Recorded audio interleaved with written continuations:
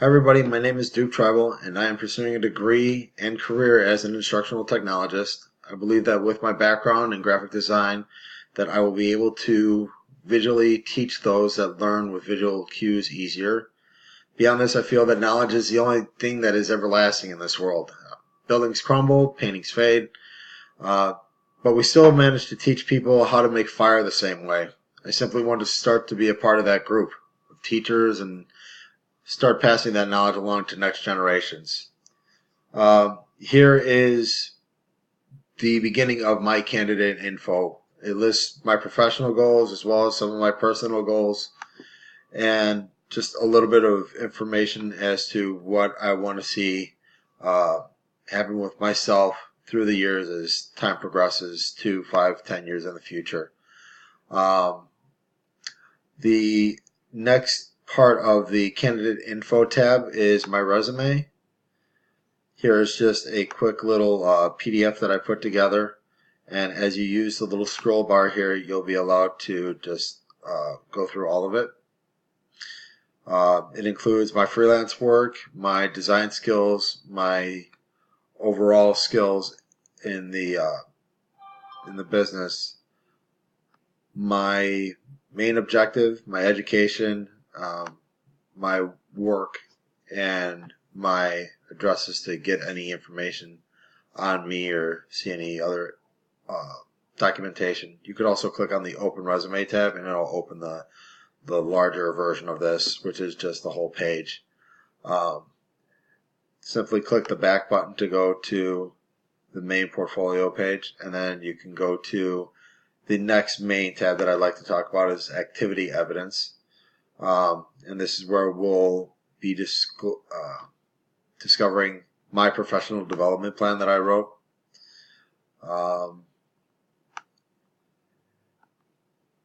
In this page, you'll have to again scroll down in order to see more information on the professional development plan. The main purpose of which is just to give everybody some a general idea of where my mindset is headed in the program. With my particular team at work, I would like to integrate more information about how to assess how we're teaching people. So my PDP, my professional development plan, was regarding Kahoot.com, Paradeck, and PollEverywhere.com. And it's to see which strategic manner of assessing one's knowledge or working knowledge of new learned information better suits the group that is being taught, and as well as who will be contacted and the who will be getting the results from this this whole process. I also make mention to include the resources that were used in this process and the references. Going back up, you could also click on one of the tabs or even this main page to go to where everything starts. We can go to the training videos. Each one of these training videos can be opened or it can be played just by clicking on the red YouTube triangle. I find it easier to see everything if you click on the YouTube and then select the full screen menu, so that it's easier for anybody else that's viewing these things. And then you can just minimize by this little box that's down here and pause if you want to move on to the next video. Very easy to use. Each one is about anywhere between 12 and 14 minutes, 15 minutes long. The videos themselves, the first one talks about Vyond and basic steps of how to use it. The one following that is Wix, and the final video is talking about how to put together a how to save documentation through Google Docs and in PDF and Word, PowerPoint form, just different formats so that it can be saved for future dates. The next piece that I'm going to go to is the presentations. Here, all you have to do is click on the little next button or the back button to go through each one of these, or you can select the play button to go through each individual slide. I noticed that takes a little bit longer, and sometimes you just need to pause so you can read all of the information. So I would just suggest clicking on these to go through.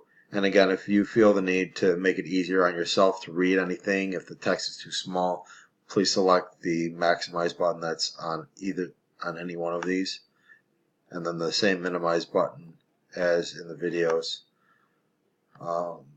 The next piece that we'll be going to are the article summaries.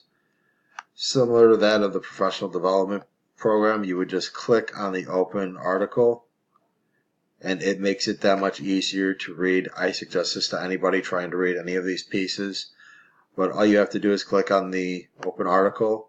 It'll take you to a new tab entirely, and you can just scroll through the article and read it, and then once you're done, just close the tab. In 1 second, I'll try to make it so you can see that a little bit easier. You can just close the tab like so. And then we'll scroll up a little bit, and then my extra resources page. I have all of my resources lined out up here with a short summary and then the ISTE standards that go along with each one of those resources. And then I have them listed here below, which are just quick links, a video, and a quick little guide. Again, you could click on all of these things and make them larger so that it's easier for yourself to read. And then the final key page for anyone to view is the reflections page, where I have my transference reflection. You can open to make it easier for yourself to read, or you can just scroll through using this bar on the far right side of the document. The last thing that I'll be inserting is my video tour, which you're witnessing right now, and it'll go right here. And you'll be able to just click and expand it like any of the other videos. Two of the things that I didn't touch base on were inserted by Dr. Jones herself, very pertinent to everything that was done and will continue to be done in the program. So I'm just going to click on General Info. This is just a quick layout of everything that's in the portfolio and that you will see in here. The rationale. I'm sorry, let me go back.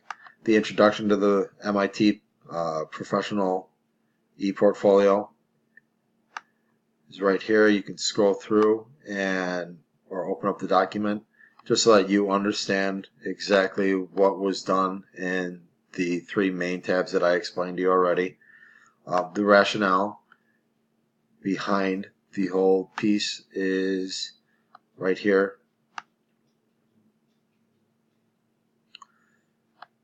And then we go to the portfolio and APA tutorial, which are quick videos that Dr. Jones put together explaining how she wanted to see the portfolio tour and the YouTube video. For those of you who are critiquing this could be beneficial to you,